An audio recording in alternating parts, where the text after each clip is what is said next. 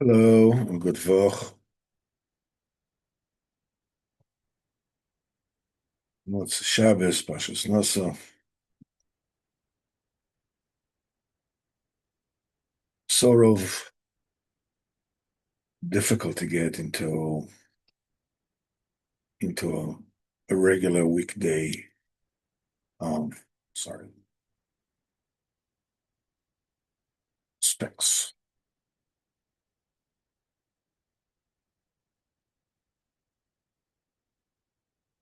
Very interesting this week, but Pashas Nazir, the hermit, is Makabal on himself. Nazirus and is Makabal with a Neder, which is an amazing, makes an amazing concept of Nazirus. Like, yeah, what's the deal with that? Um,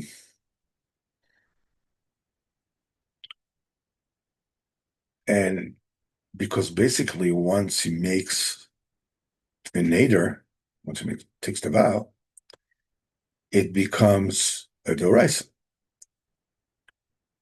In other words, a person can make a nader, make a vow, a Jew can make a vow, take something which is totally mutter, totally okay, and make an isser for him, make a prohibition for him, a biblical level prohibition, like eating pork. It's an amazing thing. So Nelson writes about it. This is the principle at work behind this, is that there is a basic unity. The Torah and the Kodesh Baruch Hu and Am Yisrael are basically one thing, which means, besides the fact that we already know, that every Jew is a chelek lo kamimal, he is a godly particle. Um, but it also means that every Jew is a piece of Torah. And therefore, it is within the power of his speech to prohibit upon himself. And whatever it is that he prohibits upon himself, benader, it becomes a Torah prohibition, which is a pella. It's a wonder. That's why the neder is called a pella. Where it goes so high, to a level, spiritual level that is not comprehensible, within human uh, perception. It's called a pella. It's called a wonder. And this is what you can do. It's an amazing thing. Okay, let's get to the story of the Baal Shem HaKadosh this week. And so there were people in by the Baal Shem HaKadosh. They were waiting. There was a wedding, and they were waiting for the chuppah. And people couldn't understand why it was taking as long as it was taking. The Mechutanim supposedly should have no problem. One side was the Baal Shem HaKadosh. The other side was Revolskis, his Talmud. And not only this, it wasn't their own children. I'm talking about Yisoimim, talking about orphans that grew in each other, each in his own house. There were orphans that grew there, and he decided to make a shidduch between them. Um, it was a girl orphan that grew up in the house of Baal Shem Tov, and a boy orphan that grew up in the house of Reb Zev Wolf. And now, Baruch Hashem, they made a shidduch, and they're going to get married. Being that it took a long time and nothing was moving, people finally understood what is the reason for the delay had to do with money, believe it or not. The Baal Shem Tov promised 200 gold coins as a dowry. Now it's time for the badekin, badekin to put in on the face of the collar. And Zev Kitzis, declared that they're not going to the badekin. They would not continue with the badekin before the mechotan, which is the Baal Shem Tov, will pay up what he needs to pay. The Baal Shem Tov looks at the Zev Kitzis and says, "What? You don't believe me that I will give whatever it is that I'm supposed to give?" The Zev Kitzis says, on my belief, I'm not going to change my words that we will not proceed to make the chuppah until, the dowry is paid in full. I have to have the chosin in my house. I have to learn with them. And even Kemach and Torah, if it's won't be able to sustain him. It's not. While they're still talking, Reb Lev Kessler, one of the wealthy people of the town, came in. So Baal Shem Tov, told him sit down. They get a glass of wine. So,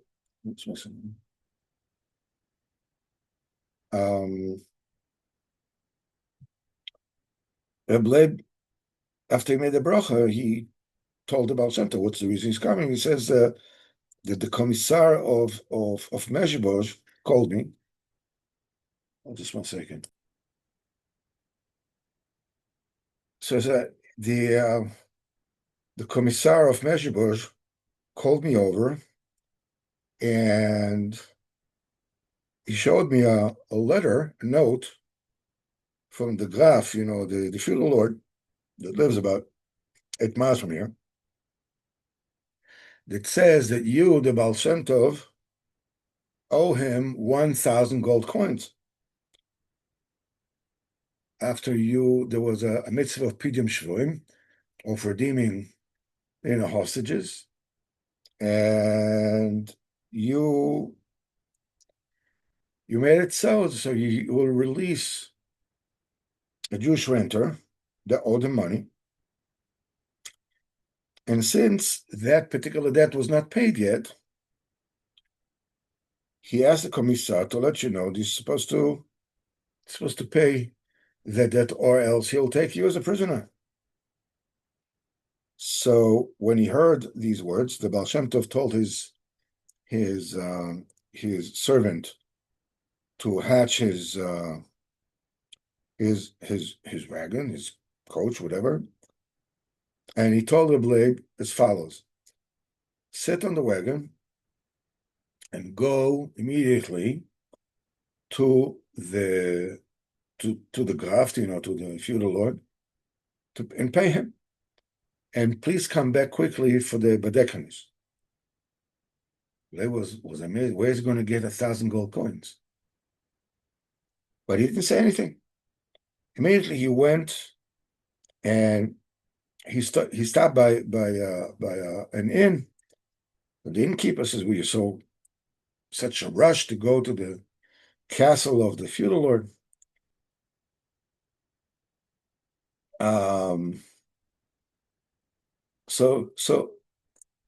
But nevertheless, he went, and Reb got to the feudal lord. The feudal lord, the Graf, was sitting eating lunch. So he waited until he finished. So he said, "Did you bring me the money from the Baal Shem Tov?" He said. So Reb said, "Yeah." So he gave him something to drink. In the meantime, Reb didn't know exactly how on earth is he going to pay the debt. He had no money. So he says, maybe the Baal Shem Tov had in mind that the Lord may be willing to get one of the horses for the debt or something. And while he was thinking about it, suddenly he had an idea. He said to the I think a Graf, his account or something like that. he said he wants to speak to him privately. So before he says, listen, I know, my master, I mean, the count, you are an honest and a decent person, and you don't want a penny that belongs to someone else. So I want to pay the debt, but maybe the owed sum is not exactly 1,000 gold coins. So maybe chas v'chalil, if it's not exactly that, then your excellency can chas v'chalil be guilty of gezel, wondrously enough, the fellow said, I really appreciate what you're saying. That you're actually, saving me, from gezel and punishment, this world, the next world, whatever. While he was doing it, took a look at the promissory notes that he had of all those that whatever. And he took a look and he started making cheshbon between himself. Suddenly, he takes the promissory note of Baal Shem Tov and he threw it to the fire. And he said, according to my cheshbon, I found that actually the opposite is true. I actually owe the Baal Shem Tov 200 gold coins. He doesn't owe me, I owe him. And immediately he gave Reb Leib 200 gold coins. So after they departed, friend, amicably, Reb Leib went on to the coach and he went and he stopped at the same inn to see his friend who's the innkeeper, and he told him, it's an amazing thing that happened to me. At that time, the Baal Shem Tov in his house, he said, this fool is loafing around the wrong way. What is he doing? The minute he said he wanted the Baal Shem Tov, he wanted to tell Baal Shem Tov exactly what happened. You won't believe what happened. The Baal Shem Tov said, I know. Quickly, give me the 200 gold coins. The day is advancing, we have to make around the Gwadek. And when he spoke to him, he appeared like he's upset with him. And after myself, the Baal Shem Tov said, since now the time of the Chassan is, I made batchonas, I made as if I was angry with him. I'm not angry with him. And that's amazing. He gave the both kids the 200 gold coins in this wedding.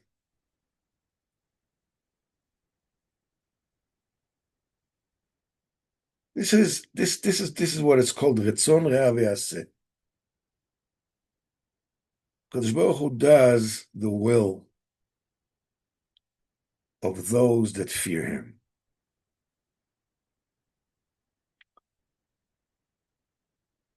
When we hear such a ma'aseh, we are taken aback. He's the Baal Shem Tov, that there was such a miracle that happened to him, or that he performed miracles, or whatever.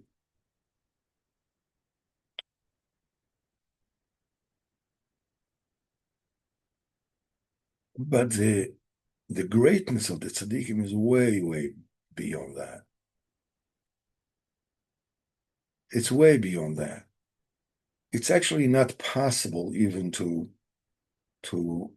it's not possible to put into words the greatness, the madrega that tzaddikim get to. Especially tzaddikim like the Baal Shem Tov, like Rabbeinu Kodesh. It's a madrega which is, I mean, these kind of stories is good for emunas tzaddikim. People have emunas chachamim. It's tzaddikim, Baruch Hashem.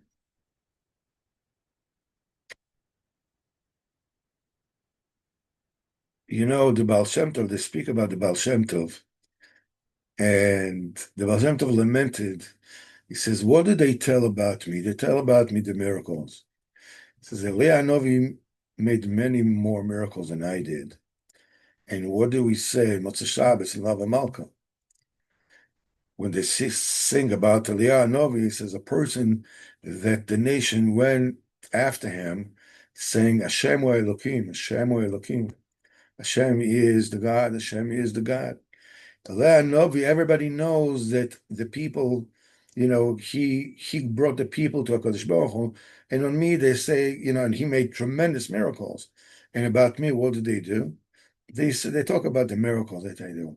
People don't talk about, how the Baal Shem HaKadosh was Mekarev people. He had amazing Talmidim.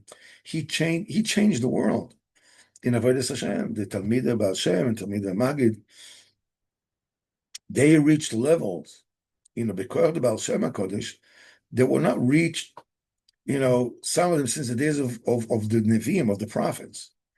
It was just an unbelievable prowess that the Baal Shem HaKadosh had. But people don't say anything about, the Derech Baal Shem and Avodas Hashem. All they say about him is the miracles. When it was so, so, so much greater. That's why Rabbeinu himself, he was full of miracles all the time. But Rabbeinu used to pray to HaKadosh Baruch Hu that people should forget the miracles that he did. So we have only few that were written down at the time, and they were not forgotten, but the rest we don't know.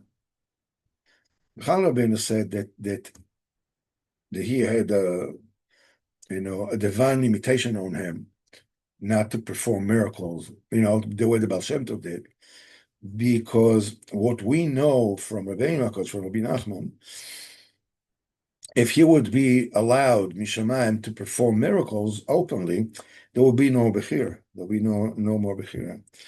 So, Baruch Hashem, Baal Shem HaKadosh, Schuzat Again Aleinu, Ol Shiva Sayomim, the light of the 7 days before it came into the Kalim. The first time that I know. All right, let's move ahead to Sichos Haran. And here we go. This is Sicha number 278. He said that quite a few Ma'amorim in the Zohar Kodesh, portions in the Zohar Kodesh, that the Shem Bar Yochai revealed to his Talmidim after he passed away. And this is the inyan what they said b'chagmura b'chavua kadmua, in the first chabura that talks about the certain things in the Zohar that he says that Shem Bar Yochai revealed it in the first gathering, first chabura, in Parshas Pinchas. In other places, he says because people don't understand what's this chabura kama. What is chabura kama? What is the first ban of Talmidim, and what is afterwards? He says, but the truth is that he was Megal a few years after he already passed away. And whatever it is that he revealed to them before was called Chabura Kadmor. There was the first gathering, the first Chabura. And now it's understood what it says in Sefer Zohar Kodesh, the Tikkunim, the payers on sayings of Amoraim that lived after Shem Bar Yochai, a long time after him. But really, these were Ma'amorim that Shem Bar Yochai revealed after he already passed away. They were already in the Amoraim already. And we're talking about 100 and between 100 and 200 to the Common Era. It says, afterwards, I found this inyan in a sefer.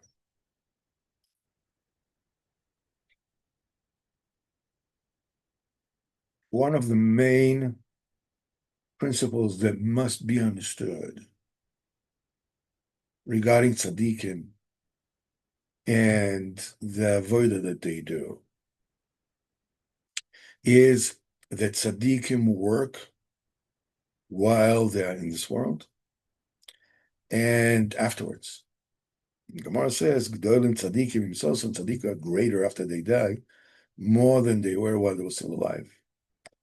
And we spoke about this, about Lag BaOmer.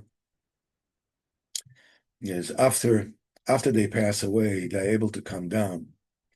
Dafka, when their neshama goes up, they're able to come down a lot lower. Because the thing is that in Olam Haba, there's no movement. people get to the madrega that they get, whatever it is they achieve during their lifetime, then every year, the yotzai, they go up another madrega. But it's tzaddikim, they're alive, during their lifetime and after their lifetime. So what happens is that in order to be able to reach higher madrigas in Olam Haba all the time, they have to come down in this world to us. We're all the way to our low madriga. And through that, they're able to go to a higher madriga. The whole idea about living in this world, you see, the thing is that we don't understand what is the meaning of Olam Hazeh and Olam Haba. We don't understand what's going on. The thing is that a person is supposed to come to his tachlis, supposed to come to the nekuda for which he was born for. And the only way that he can get there, to the highest level he possibly can, is only after his body is already, returned to dust here in this world. His neshama can reach the highest madrega in the next world. So the tzaddikim, they still have work, Olam Haba. They're constantly going higher, and mimela, they're going lower. They cannot go higher without going lower. The way they go lower is they come to us, and they work with us. Shem was megala these Torahs, these teachings after he passed away, and that enabled him Olam Haba to go ever higher. Tzaddikim are alive all the time. The neshamas are alive all the time. It's the bodies that, when they're alive together with the neshamas, it's called alive. And after they leave, then it's called that they're dead. But it's tzaddikim, while they're alive, they're called, while they're dead, they're called alive. The Rishonim, while they're alive, they're called dead. Because that's not life, they're not living Islam. I mean, anybody will take a look at what's going on here in Israel at this point in time, okay? Basically, the normal, simple situation is that they have basically a decent prime minister who's pretty good at what he does. I mean, being a prime minister is not an exact science, and he does whatever it is he can. People keep voting him because because he's good at this. Now, on the other side, you have, the Ashkenazi elite, that see that their numbers are getting lower and lower. So they took the legal stuff, the courts and the persecution, Justice Department, whatever it is that they do, in order to protect their turf. I mean, is it democratic? No, it isn't, but it's legitimate. Within, you can do that. So you have both parts basically doing things that are all right.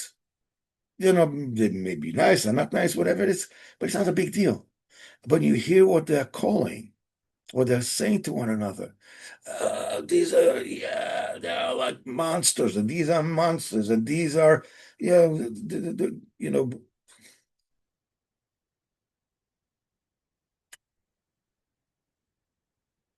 Shem. The Shoim are called dead while they're still alive. You call that living? This is life. Shem. So, Kodesh Baruch Hu Rachmanis on them on us, and Bezat Hashem, we will see Bezat Hashem in the coming of Mashiach Tzidkenu, Bezat Hashem soon in our days, and everybody will mekab to Torah and to Tzaddikim, the true Tzaddikim. Mashiach is the epitome of the true Tzaddik, obviously. They said if Mashiach will come, people will hide. People say Mashiach will come, or we go running, everybody's waiting for Mashiach, whatever it is. But when Mashiach will come, people will hide. So he doesn't see them. Why? Because Mashiach, he says he won't judge according to his, to what he sees, according to what he hears. Mashiach says Mashiach will smell every person, use the essence of every person. Because they say, when we on Motzei Shabbos, we make a bracha on besamim, on fragrant besamim. says, what is the thing that the neshama enjoys and the body does not? That's the smell. That's why mekabrocha borim in besamen. The neshama is the essence of a person. So the nose, the reach, is the essence of all the senses.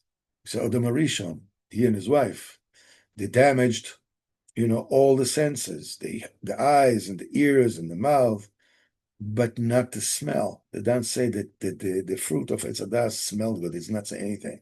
The sense of smell, the neshama, cannot be corrupted. Chas v'chalei, they were corrupted. That's why there will no hope of this world. Mashiach will smell the truth of every person. People will be scared. I would be scared, obviously. Come to him and he knows everything about you. It just smells it, and you know what you are and who you are. I should come, and soon nowadays, and until then, we'll be mechazek, the koach of Rabbeinu HaKodesh, and to know that we're good. We're good. You're good. I'm good. We're good. The best? No, but we're good. Who can say that he's yaitze, whatever the Torah mitzvahs? Rabbeinu says, according to what the Kodesh Baruch Hu is, who can say who can say that he serves Hashem, that he davens to Kodesh Baruch Hu properly, that he learns Torah properly? You can't even say that. Only what? You do what you can. Baruch Hashem. We are precious Jews, Baruch Hashem. Hashem Yazor Hala. That Hashem was to see the coming of Mashiach Tzidkenu. That Hashem sooner nowadays. Let's try to do what we can, guard our eyes, guard our ears, guard our mouth, whatever it is, behave the best possible and be simple. Be happy all the time. Kol tov and have a good voch. Slacha b'kol ha'inyonim.